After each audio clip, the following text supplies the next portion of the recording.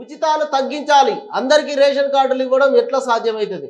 రాష్ట్రంలో 1 కోటి కుటుంబాలు ఉంటే 1,25,00,00,000 తెల్ల రేషన్ కార్డులు ఉన్నాయట. ఇది ఈ ఉచితాలు తగ్గించాలి. నిజంగా ఆర్థిక భారంతో ముఖ్యమంత్రి రేవంత్ రెడ్డి మాట్లాడుకుంటా కూడా ఎంత ఉంటే గంత సర్దుకుందాం, ఎట్లా ఉంటే గట్లా గడుపుదాం, కూరగాయలతోటి భోజనాలు చేద్దామని చెప్పేసి చెప్పుకుంటే దాన్ని కూడా అంటే మనం అడ్జస్ట్ అవుదామని చెప్పే క్రమం లోపల ఇట్లా చెప్పుకుంటే ఇక దాన్ని కూడా విమర్శ చేసిరు. రేపు మాక్ డ్రిల్స్ చేపట్టండి, శత్రు దాడి జరిగినప్పుడు అత్యవసర పరిస్థితుల్లో ప్రజల భద్రతను నిర్ధారించేలాగా రాష్ట్రాలకు కేంద్ర హోంశాఖ ఆదేశాలు. ఉగ్రపోరులో భారత్కు పూర్తి మద్దతు. రష్యా అధ్యక్షుడు పుతిన్ ఉగ్రవాదాన్ని పెంచి పోషించే పాక్కు నిధులు ఇవ్వద్దు. ఏడీబీని కోరిన భారత డిఫెన్స్ వెబ్సైట్లు హ్యాక్ చేసిన పాక్.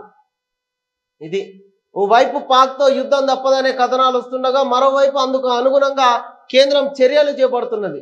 శత్రుదాడి జరిగినప్పుడు అత్యవసర పరిస్థితుల్లో ప్రజల భద్రతను నిర్ధారించేలాగా 7వ తేదీన మాక్ డ్రిల్ నిర్వహించాలని రాష్ట్రాలకు సోమవారం కీలక ఆదేశాలు జారీ చేసింది.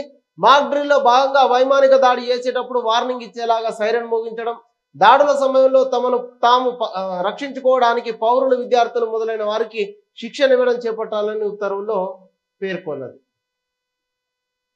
ఇది ఇక ఒకవైపు పాకిస్తాన్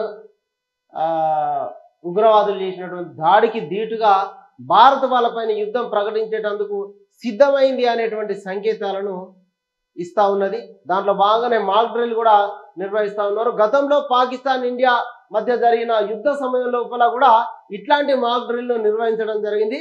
మళ్ళా ఇన్నేళ్ల తర్వాత మళ్ళీ మాక్ డ్రిల్ నిర్వహిస్తా ఉన్నారు.